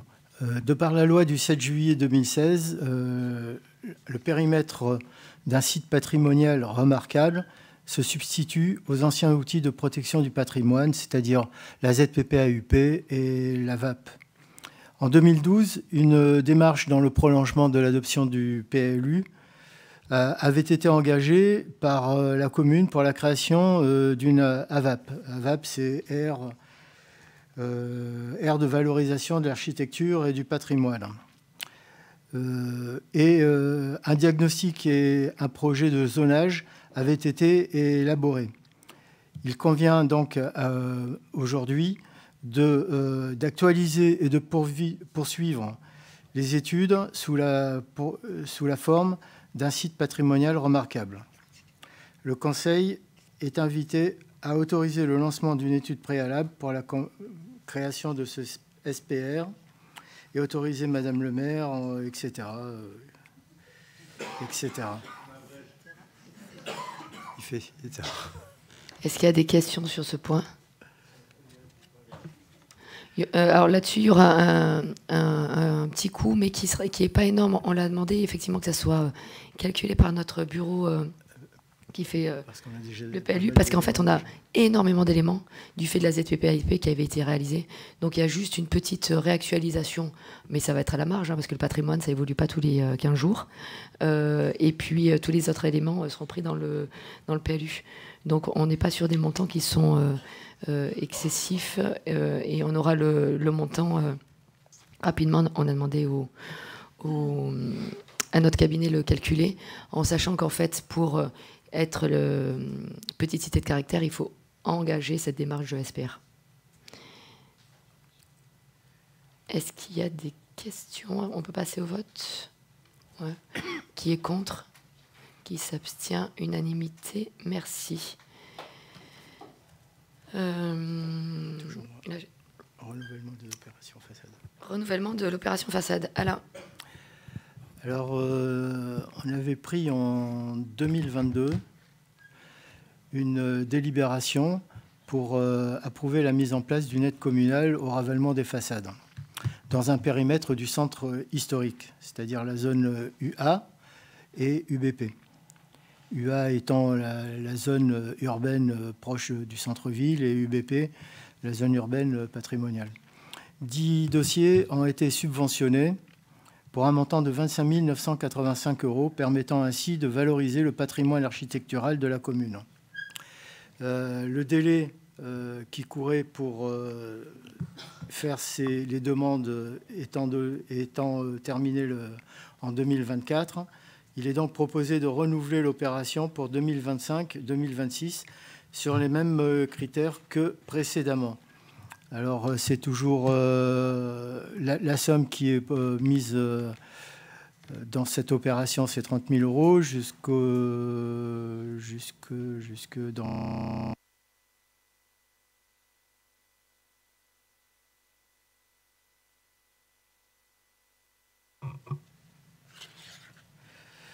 Le plafond est de 20% du montant des travaux, avec une limite fixée à 5 000 € de subvention. Le dépôt de la demande de subvention et la demande d'autorisation d'urbanisme débloquerait cette subvention. Voilà. Le périmètre concerné, je vous l'ai dit, le plafond reste le même, les sommes restent les mêmes. Donc le conseil municipal est invité à approuver le renouvellement de l'aide communale au ravalement. J'insiste sur le fait qu'on a quand même eu 10 dossiers de régler et que ça fait un peu du bien au centre de Danzère, au centre-bourg. Est-ce que vous avez des questions sur cette opération façade ? Ça peut être 30 000 sur l'année, et c'est ce qu'on s'était dit quand on l'avait mis en place. Si vraiment on dépasse, on se reposera la question sur l'année 2026. Mais c'est vrai qu'il y a une petite impulsion qui est intéressante, donc je pense qu'il ne faut pas couper la dynamique. Oui. Une question, est-ce que vous informez les administrés à chaque fois qu'ils déposent dans le périmètre, ouais, on leur dit. Vous ne faites pas un courrier, par exemple, aux administrés, comme quoi il y a... Bah non, ils avaient reçu sur le journal de Danzère, on avait fait la pub sur pas mal De support, ouais, on l'avait fait et on va le renouveler avec cette délibération-là aussi. Et dès qu'il y a un dossier d'urbanisme, on les informe aussi, bien sûr, de ce qui est possible ou pas. Qui est contre? Qui s'abstient? Unanimité. Merci. Bilan des cessions et des acquisitions pour 2024, Alain. Le Code général des collectivités territoriales prévoit que le bilan des acquisitions et cessions opérées sur le territoire d'une commune de plus de 2000 habitants donne lieu chaque année à la délibération du conseil municipal. Vous avez eu en pièce jointe un tableau qui recense les acquisitions et les cessions. Je résume, 4 acquisitions, dont 3, je le signale, à l'euro symbolique, une cession à Boiran pour une vente pour 1 500 € qui sont entrés dans les caisses de la commune. Considérant que ce bilan est annexé au compte administratif de la commune, considérant que le bilan annuel de la ville de Danzère est retracé sous le tableau dont je viens de vous parler, le conseil municipal est invité à approuver le bilan des acquisitions et des cessions pour l'année 2024. Merci Alain. Est-ce qu'il y a des questions? Qui est contre? Qui s'abstient? Unanimité. Merci. Délibération numéro 8, zone de préemption au titre de ENS. Alain. Alors, pour mémoire, le conseil municipal a pris une délibération en concordance avec le conseil départemental concernant la création d'une zone de préemption au titre des espaces naturels sensibles sur le site de Beauvert et le plateau des Roches. Le périmètre s'applique sur la liste des parcelles qui a été annexée aux 2 délibérations au moment où la délibération a été prise, c'est-à-dire 5 avril 2024 pour nous et le 24 juin 2024 pour le département. On avait annexé la liste de toutes les parcelles qui étaient concernées par cet espace naturel sensible. Une erreur matérielle, c'est-à-dire qu'on a oublié 2 parcelles. Donc la délibération de ce soir porte sur le fait d'inclure sur le plan et sur le tableau des parcelles 2 parcelles qui ont été oubliées, la A131 et la A161 qui se trouvent dans cet espace naturel sensible à la hauteur des Opilias et des roches. Voilà, il convient donc de corriger cette erreur matérielle. C'est vraiment une erreur matérielle, c'est un oubli. Et d'inclure ces parcelles dans la liste que nous allons faire parvenir avec cette délibération. Le conseil municipal est invité à demander au conseil départemental de la Drôme de modifier sa liste, de valider la liste des parcelles soumises au droit de préemption au titre de l'espace naturel sensible annexé à la présente délibération, déléguer à la commune l'exercice de ce droit de préemption sur les 2 parcelles qu'on a rajoutées et autoriser Madame le maire, etc. Merci Alain. Est-ce qu'il y a des questions sur cette délibération? Pas de questions. Je vous propose de soumettre au vote ce qui est contre, qui s'abstient unanimité. Merci. Malika pour le chantier d'insertion. Alors, au regard des résultats de l'année 2024 sur les chantiers d'insertion portés par Ancre, tout ce qui touche sur les missions de seconde œuvre et d'environnement sur Donzère, permettant d'encourager l'insertion des socioprofessionnels des publics éloignés de l'emploi. La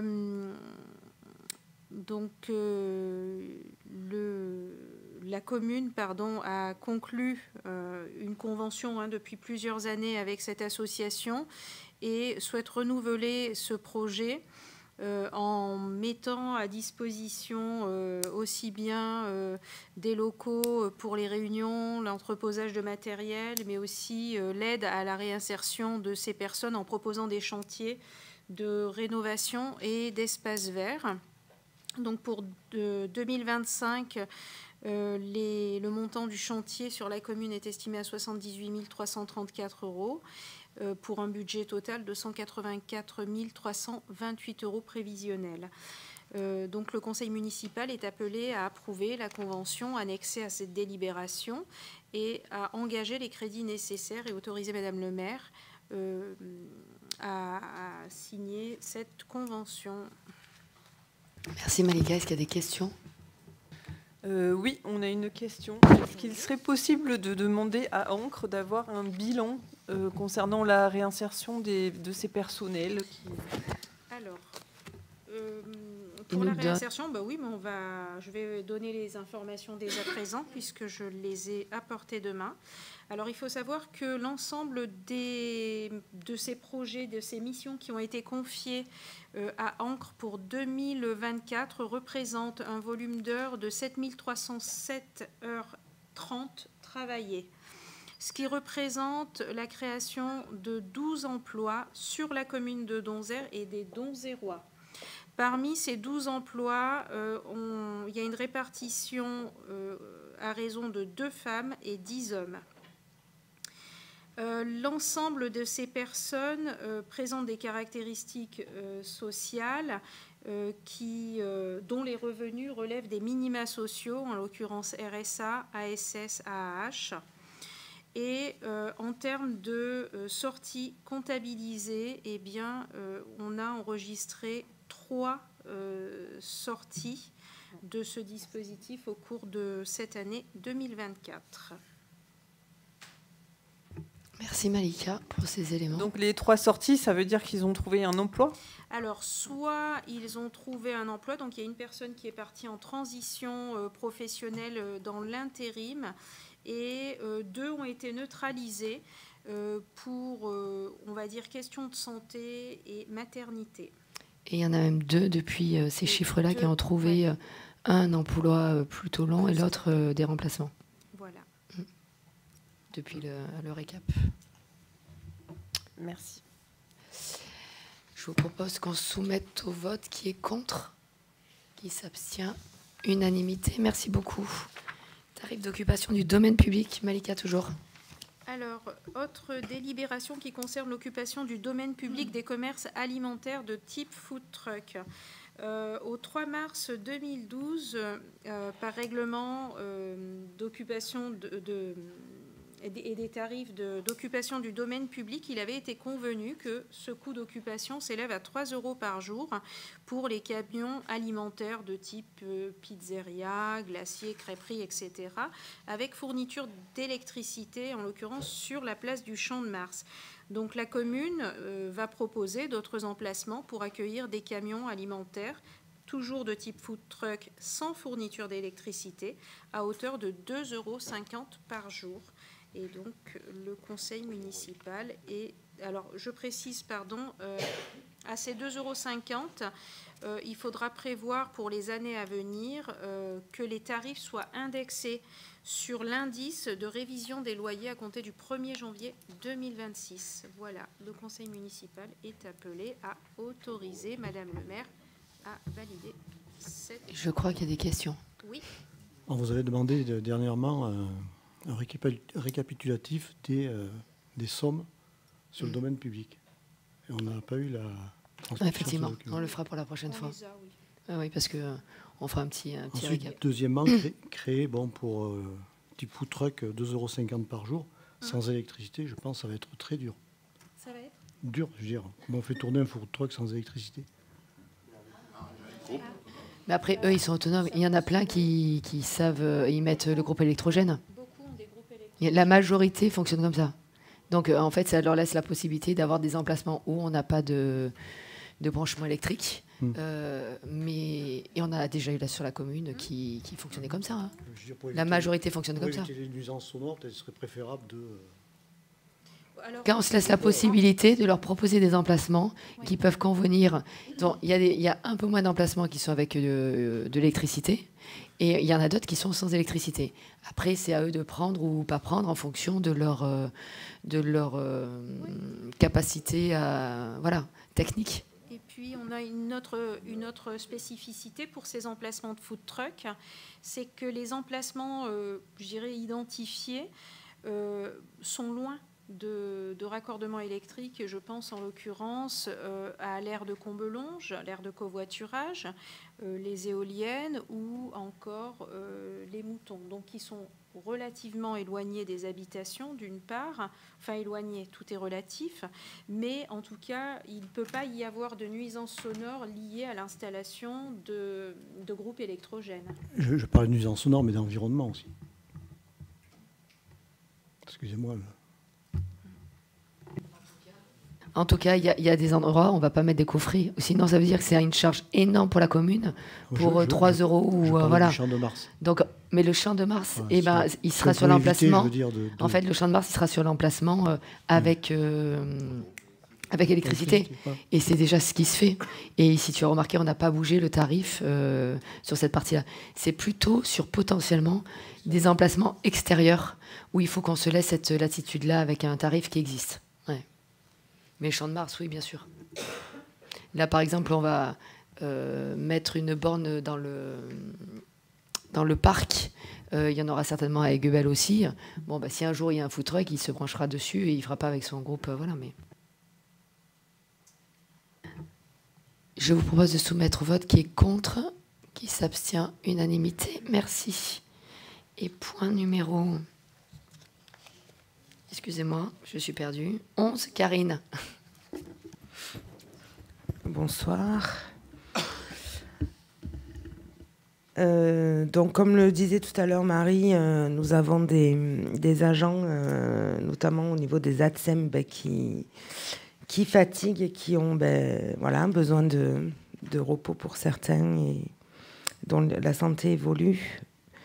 Donc, considérant l'inaptitude définitive d'un de nos agents au niveau des écoles et qui est à temps complet à la maternelle Aiguebelle, considérant qu'il est nécessaire de créer un emploi permanent d'agent d'accompagnement donc dans cette fonction-là et dans cette école, et de pouvoir procéder à son remplacement durablement, considérant qu'il est prévu d'externaliser la quotité de l'emploi actuel consacré à l'entretien des locaux et que la quotité peut ainsi être ramenée au 31-35e. Donc le conseil municipal est appelé à créer un emploi permanent d'agent pour 31-35e, dire que cet emploi créé pourra être pourvu par un fonctionnaire, enfin des fonctionnaires titulaires avec des grades d'ATSEM principal deuxième classe et ATSEM principal première classe. Dire que cette modification prendra effet immédiatement et autoriser le recrutement par dérogation sur cet emploi d'un agent contractuel dans l'hypothèse où la vacance d'emploi ne serait pas pourvue par un fonctionnaire titulaire ou stagiaire pour une durée déterminée maximale de 3 ans ou indéterminée sous réserve de la possession des qualifications requises pour le poste, avec une rémunération sur la base d'un des grades de l'emploi et d'un échelon correspondant à son expérience. Voilà, et mettre à jour le tableau des emplois et des effectifs. Donc...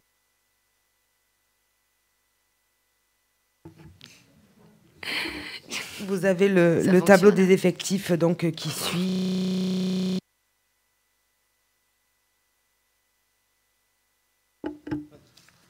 Je sais pas, j'attends qu'il m'écoute en fait, un petit peu. Merci. Donc voilà, vous êtes appelé à autoriser Madame le maire en cas, à recruter, etc., etc. Madame Ménard, on vous a entendu, on vous a écouté. Oui, par contre, c'est vrai que les messes basses, ils s'entendent beaucoup. Et puis en plus, je crois qu'il y a le micro de Sophie qui était resté éclairé. Voilà. Pour le coup. Merci bien.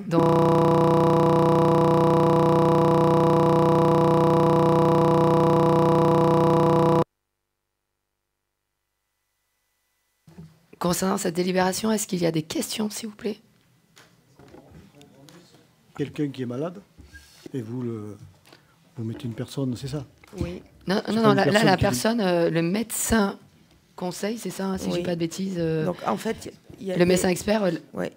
Il y a une inaptitude au poste. Définitive. Donc, aujourd'hui, c'est en cours d'examen, on va dire, mais l'inaptitude va être confirmée. Jusqu'à présent, on fait des remplacements parce que l'école Aiguebelle, donc il y a 5 ATSEM sur cette école, donc une par classe. Pour cette personne-là, on trouve des remplaçants, des contractuels et puis des gens qui remplacent, mais dans la stabilité Voilà, c'est pour ça qu'on appelle à faire ce remplacement, puisqu'on sait que de toute façon, elle ne pourra pas reprendre son poste. C'est dans la rémunération des non-titulaires. Tout dépendra si c'est un titulaire qui va... Dans ce qu'on a vu tout à l'heure. Ouais. En fait, tout dépend si le poste, l'embauche. Si on est sur un fonctionnaire, il ne sera pas dans les titulaires. Si on est... voilà. Par contre, ce qui est sûr, c'est qu'en ce moment, ce qu'on disait tout à l'heure, ce sont les contrats pour remplacer de façon périodique nos ATSEM qui sont en arrêt. Ça, c'est du non-titulaire. Ouais. Voilà. Est-ce qu'il y a d'autres questions? Juste une précision. Comme l'agent est titulaire de son grade et pas de son poste, est-ce qu'il va lui être proposé une reconversion au sein de la collectivité ou pas? Selon l'inaptitude elle va être déclarée inapte à ce poste avec des contre-indications pour d'autres postes. Donc, il va falloir adapter et trouver le poste qui pourra lui être proposé dans les conditions que le médecin conseil aura préconisé pour cette personne. Je vous propose de passer au vote. Qui est contre? Qui s'abstient? Unanimité. Merci. Hicham, sur l'adhésion à l'Association des villes pour la propreté urbaine. Bonsoir à tous. Adhésion à AVPU. Chers collègues, je vous propose aujourd'hui d'adhérer à l'Association des villes pour la propreté urbaine. Cette association, qui regroupe depuis 2010 des élus et des agents municipaux, permet de mutualiser les expériences et d'améliorer nos actions en matière de propreté urbaine. Nos agents œuvrent chaque jour pour maintenir une ville propre et cette adhésion nous permettra d'aller encore plus loin en bénéfice d'outils d'évaluation reconnus, les indicateurs d'objectifs de propreté. Ceux-ci nous aideront à suivre nos performances et à les comparer à celles d'autres communes engagées dans la même démarche. La VPU nous donnera également accès à des analyses régulières et à des groupes de travail thématiques pour approfondir certaines thématiques. En adhérant, nous valoriserons le travail de nos agents et renforcerons nos actions pour une ville plus propre et plus agréable à vivre. Le coût de cette adhésion est de 500 €.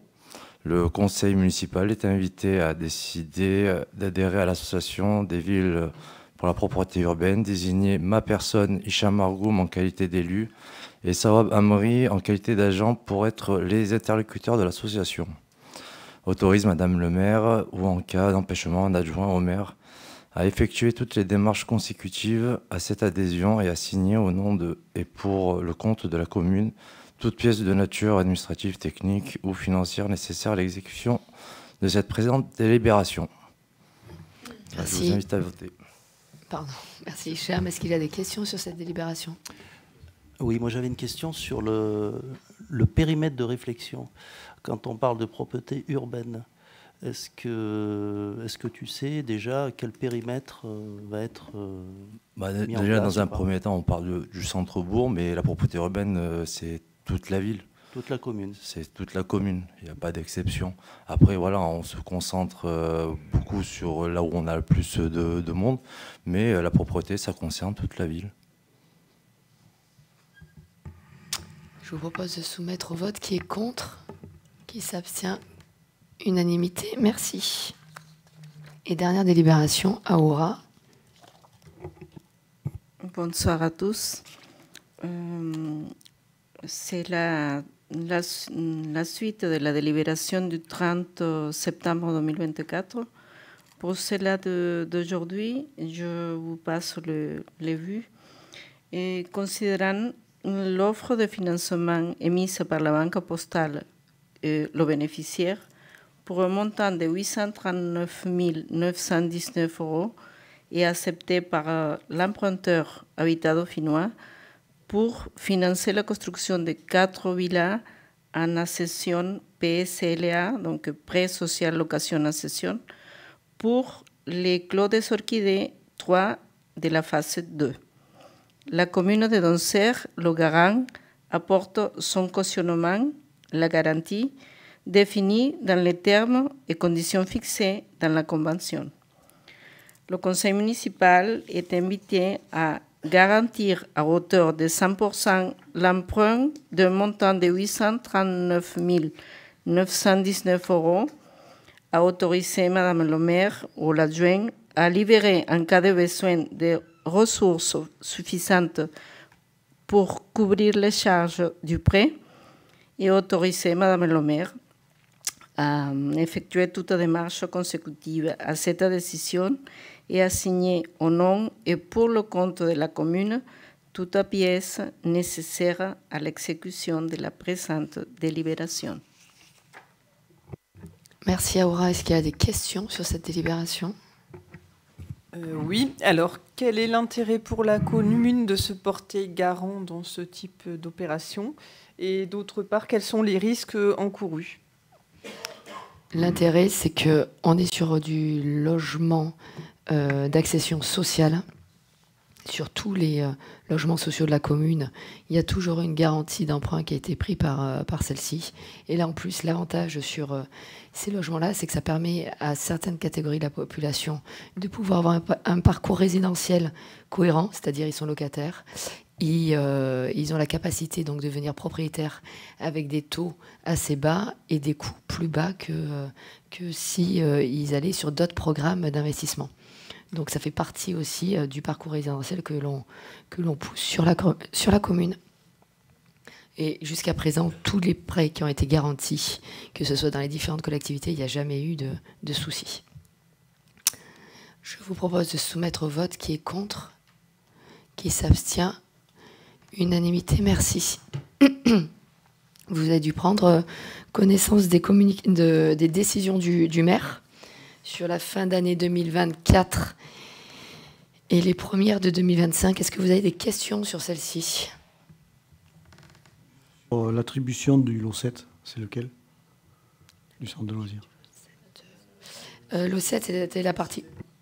C'est le dernier. C'est pas la partie plutôt pour les... Oh, comment on appelle ça? Ouais, les isolations, etc. Tu sais qui était infructueux au début? La partie plâtrerie, isolation, etc. Ouais.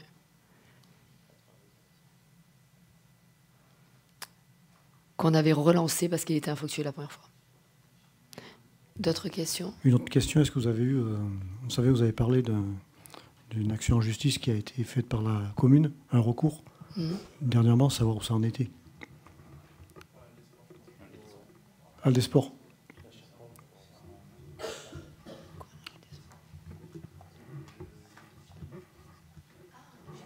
Pardon, j'y étais pas du tout. J'étais sur... c'est en cours. Ah d'accord. C'est en cours. Donc, il y a les mémoires en défense qui sont en train d'être établies, etc. On ne sait pas. De mémoire, on avait fait une provision. Oui, c'est ça, voilà. de 200 000 €, c'est ça? Oui, ouais, ouais. Donc, on attend.